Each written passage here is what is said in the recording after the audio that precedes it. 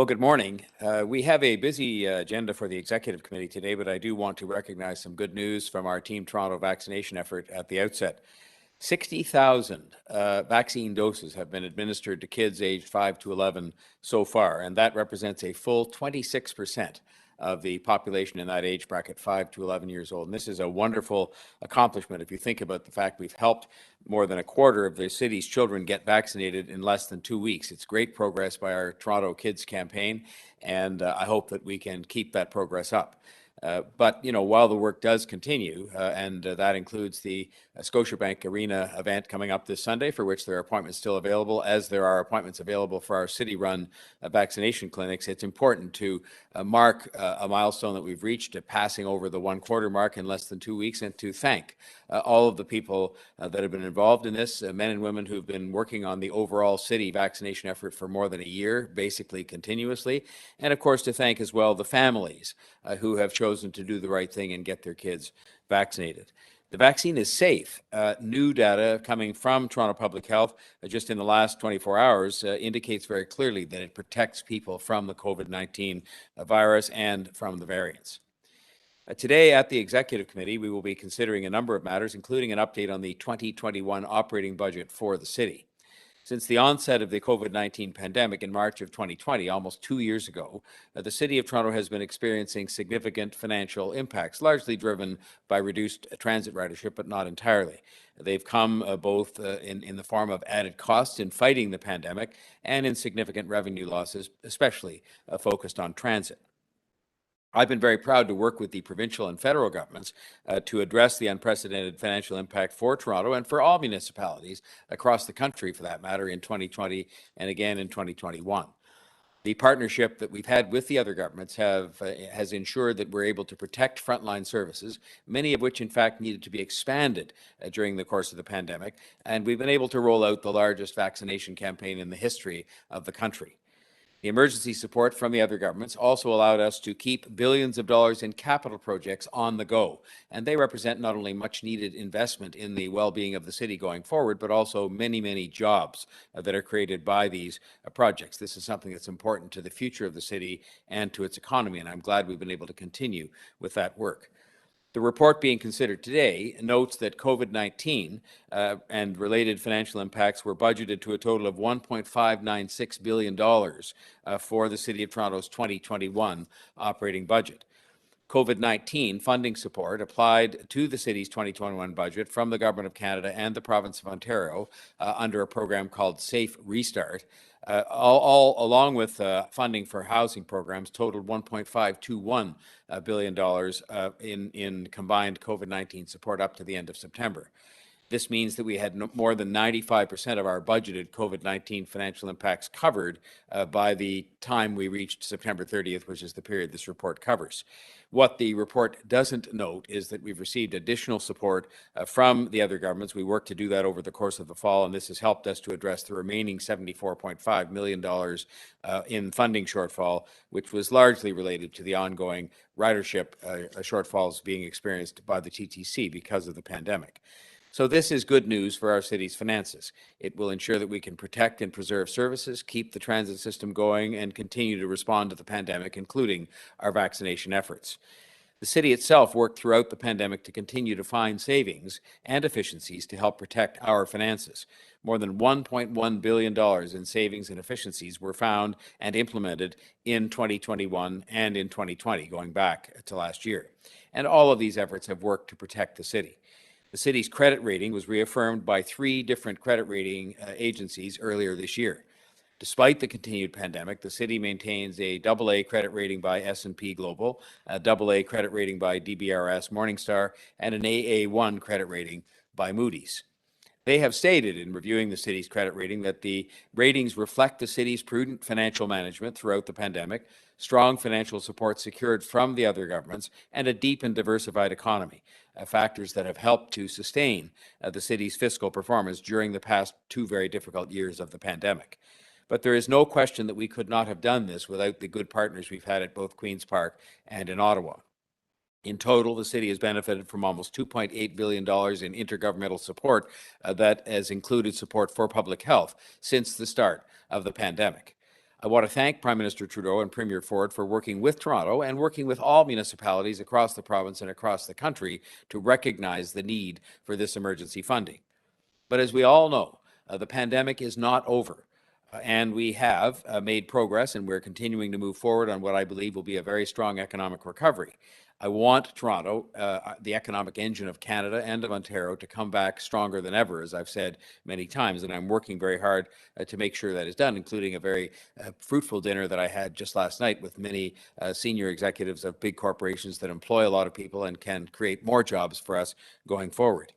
I am completely confident we can have that stronger than ever kind of recovery if this unprecedented cooperation with the other governments is also continued into 2022. We need that partnership to continue, and we need to confirm that that partnership will continue sooner rather than later. Currently, city staff are forecasting a $1 billion to $1.4 billion hit to the city's 2022 budget, that's for next year, due to the ongoing pandemic. And like other large cities with large transit systems, we will require further support from our federal and provincial partners in order to balance the budget, as every municipality is required to do, and in order to protect services and to make sure we continue to respond to the pandemic effectively.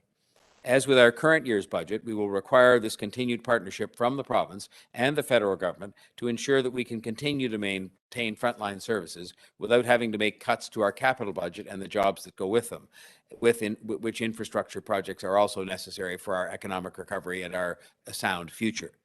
That is my focus as this year comes to an end, which is working with the other governments to make sure this support is there and that we have our budget in good order as we prepare for the budget process itself here at the city. So I'm continuing to work with Premier Ford, with Finance Minister Bethlenfalvy, with Prime Minister Trudeau, and with Deputy Prime Minister Freeland to make sure there is financial support for Toronto and for cities around the province and around the country so that we can all protect frontline services, protect transit services, and complete the vaccination rollout. We've had good initial conversations already, but we're coming to the end of the year and the launch of the budget process happening very early in the new year. And I am providing this update today so that all governments and all residents are aware that this continues to be an important issue, and we hope it will be addressed as early, perhaps, as the federal fiscal update coming next week. I am confident that all governments want to make sure that we have a strong economic recovery in this city and in cities across the country. And I can tell you that having met these business leaders just as recently as last night, they too believe that, and they're optimistic about the future of Toronto and our ability to bounce back very strongly. But we need to make sure that we come to an agreement on committed support for Toronto and other cities across the country as soon as possible, as we did successfully in 2020 and 2021. And I believe that will be the case, but I'm working very hard to make sure that is so. There will also be some discussion today on the staff report on the Ontario line construction and the real impacts that work will have. You can't build transit, as we're doing in a record quantity, without having an impact as the transit is constructed. It's imperative, though, for us to make sure that the City of Toronto, the Government of Ontario, and the Government of Canada get on with building the transit as quickly as possible, the multi-billion-dollar transit plan we've all agreed to, but that we do so in a way that will manage the major transit construction that results from that plan as best one can. I support the proactive approach that Metrolinx is taking, as noted in the city staff report we're considering today, the proactive approach they're taking to try to minimize road closures and limit the effects of long-term construction on traffic, on cycling, on pedestrians, and on transit service itself. And of course, that all has an impact on business. It's also encouraging to see in the report that Metrolinx, which has broad powers from the province to enact this work, specially put in place to facilitate their construction of this transit, that Metrolinx is working to encourage bidders to shorten the duration of the road closures to the greatest extent possible and achieve as few road closures as they can. I also support Metrolinx taking a hard line, as they're committed to doing, if any Ontario line contractor exceeds the length of the closures in their bid submission, so that they'll hold people to account for what they promise to do. I am committed to working with Metrolinx and the province to make sure that we work through these issues, but I want people to know that we're getting on with building transit. whether it's the Ontario line or the Relief line, which was its predecessor that had been previously approved by the city, whereas Metrolinx is a provincial project, there were going to be issues and road closures. We've seen that every single time transit has been constructed in our city and in other cities around the world. So what we have to do is to manage through that construction, get the transit built, and do so without further delay, but also trying to minimize the disruption for people and for business.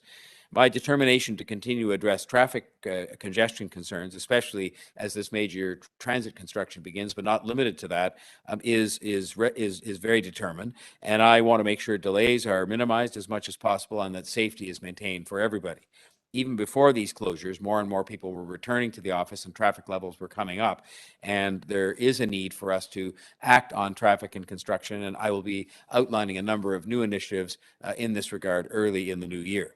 The motion I'll be moving today on this item will ensure that staff can do everything they can to address congestion now and in the future, including asking transportation services to implement all measures to manage construction sites with the least impact on traffic, pedestrians, and cyclists, particularly on safety, and including looking at times of day people do the work, direction of travel restrictions, and flexible work zone setups.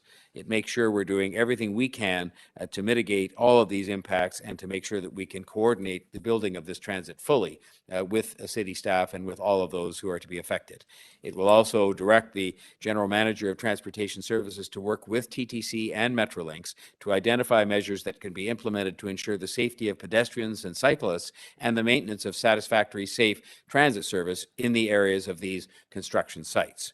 And it makes sure that utility companies are working with us and understand our city's direction to reduce overall construction schedules and restrict their work in active lanes of traffic to off-peak hours only. I'll be having a meeting with these companies in the coming weeks to drive that message home. We know that we have lots of transit construction ahead of us. Overall, that is a very good thing for the future of our city. Again, discussing with these business leaders last night issues like transit, accessibility, and more transit to move people around, and affordable housing for that matter. These are key elements to our economy, let alone our quality of life here in the city. I am confident that the motion that I will move today will make sure that we do everything we can to help manage those impacts while we build the transit at the same time and coordinate these activities in the best interests of everybody who uses, especially the downtown area. So those are two of the matters we will discuss today, and I'm happy to take any questions that you might have about that or anything else. Tory, we will now take questions from the media. As a reminder, it's one question, one follow-up. And we will unmute you when we call your name. So first up, we have David Ryder from the Star. Go ahead. Good morning, Mayor Tory. First question on the Omicron variant is we had news from Toronto Public Health of the first case in a school child, an elementary school child. I know you have meetings every morning where you get updates on the variant. Last week you talked about kind of reopening City Hall and the fact that you were hoping that we, emerge out of the pandemic. Has that changed at all with the cases popping up around the city with this variant that we don't know that much about? We do indeed have meetings pretty much every morning, and we had one this morning, and we, of course, receive reports and advice from Dr. Davila and her team at that time. And, again, I will say that obviously we're watching with great care and concern what is going on with respect to the new variant, but also just the COVID-19 cases in particular. We're watching very carefully the hospitalization rates, which have increased only slightly. So in that sense that we're keeping a very close eye on all of that, and we're watching what's happening in the schools. And I would just say to you for the moment, we're watching carefully. We're taking advice every single day, but there is no plan to change the announced plans that we have to have people begin to come back to work at City Hall on January the 4th and to proceed with other things that we're doing with respect to our recreational and other programs that were really already implemented. So we're watching it every day. And of course, we will do what is prudent and responsible as we've tried to do throughout the pandemic. But at the moment, there are no changes to plans for me to share at this time. Thank you. And on a related note, I know you've said that you think it's important that Toronto sends a signal to other employers and to people that they need to get back downtown to kind of re-energize and revitalize the city's core. How worried are you, or are you worried at all about Omicron's ability to maybe delay that progress and inhibit it at a time when it looked like things were starting to open up? I'm not trying to minimize the Omicron, variant for 1 second. We are watching it each and every day, but I will say that I think the overall reaction from, say, the business leaders that I met with last night seems to be one of, thankfulness for the fact that we're watching this carefully, and thankfulness for the fact that the City of Toronto and other governments have managed the pandemic reasonably well and put us in a position as a city where we can talk about having people come back to work. And I can tell you their enthusiasm for having people come back to work is as great as mine. And they point out to me, without my putting words in their mouths, that a lot of the people who are coming back to work are very happy to have that experience, to have the experience of being with their colleagues again. Many of them have programs that are designed to make it fun and a joyful kind of experience to come back to work. And they say that the general feelings of the people that are coming back so far are very positive, more positive than perhaps if they've been staying home for a longer period of time. And so I think that we've just got to stay the course. We've got to keep a very close eye on what's going on with this variant and with every other aspect of this virus, but that we've got to continue to move forward in a very safe and responsible and prudent manner to have us, move to a state of affairs that comes closer to normal. Thank you, David. Next up, we have Momin Qureshi from 680. Go ahead, Momin.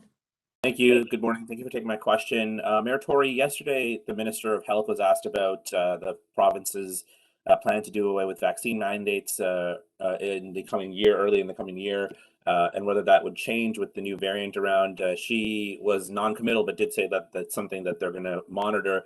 I just wanted to see from your perspective if you think that is something they should do away with, considering where we're at right now. I think we should be looking at this on a day-by-day basis, not a fixed date. That we should be saying, well, let's take a look every single day at how things are progressing with respect to our overall management of the virus, with respect to rates of hospitalization, with respect to a series of other health-related measures. From my way of thinking, the use, for example, of the vaccine passport has been extremely successful. It has taken place with very minimal disruption to a lot of the business people. I've been through being asked for it many, many times already, and I don't notice that it seems to place an undue strain on the people asking, nor do I notice anybody who is being asked, alongside myself, being put out in particular by that. And I think it is the kind of prudent measure that is helping us to fight this virus. I say the same thing about people thinking about limiting the size of their Christmas gatherings, not to a tiny number as we were limited to in previous years, but just keeping those kinds of things in their minds as they go about sort of how they socialize, who they socialize with, how many people they socialize with. I just think if we're careful and we continue to be careful and we review this on a day-by-day basis, we will be able to return gradually and consistently and continuously to a more normal life, but we should do it in a prudent and responsible manner, consistent with the circumstances that are prevailing at any given point in time. I just wanted to ask you actually to follow up on that, sir. Yesterday, during yesterday's Board of Health meeting, the Associate Medical Officer of Health did put out some kind of warnings, asking people to heed, caution heading into the Christmas break. After last year, people celebrating virtually for the most part, people seem to be very anxious to get together in larger numbers this year. So what is your kind of advice going into the holiday season? I think it's going to be better than last year, but it shouldn't necessarily be considered as being back to normal. And let's throw open the sort of the doors and have everybody pour in to having huge gatherings. I think that from what I've taken from the advice I have received with respect to how I might comment on exactly this question from the Medical Officer of Health, it is to be careful. Have a larger gathering than you might have had last year when, Barb and I, in our case, had Christmas dinner alone. Notwithstanding, we have a very big family full of children and grandchildren. We had dinner alone. Well, it's going to be better than that this year for most people, where they won't necessarily have to have dinner alone as the rules required last year. But I think it also requires a degree of prudence and caution for this year. And so I hope people will take that very carefully into account and recognize the fact that we have made progress, but we don't want to jeopardize that progress. And we want to make sure we can come through the Christmas period, a period where people are indoors, where they are gathering in a way that doesn't cause us problems out the other end in the first part of 2022. So I hope people will adopt that kind of cautious approach, better than last year, but not quite back to normal, because things aren't back to normal yet entirely. They're heading in the right direction, but we need to keep it that way. Okay, that's it for today, everybody. Thank you and have a great day. Thanks very much.